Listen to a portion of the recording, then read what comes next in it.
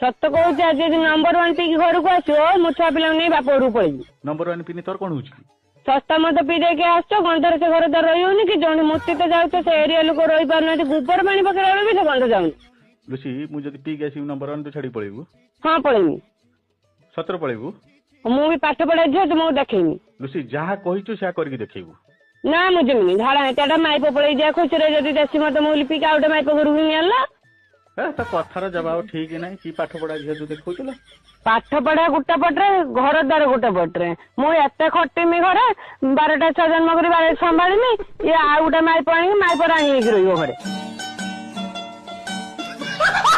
ସତ କହୁଛି ଆଜି ଯଦି ନମ୍ବର ୱାନ୍ ପିଇକି ଘରକୁ ଆସିବ ମୁଁ ଛୁଆ ପିଲାଙ୍କୁ ନେଇ ବାପ ଘରକୁ ପଳେଇବି। ନମ୍ବର ୱାନ୍ ପିନି ତୋର କଣ ହଉଛି?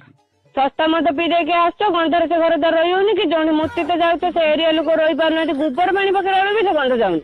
ଲୁସି ମୁଁ ଯଦି ପିଇକି ଆସିବି ନମ୍ବର ୱାନ୍ ତୁ ଛାଡି ପଳେଇବୁ?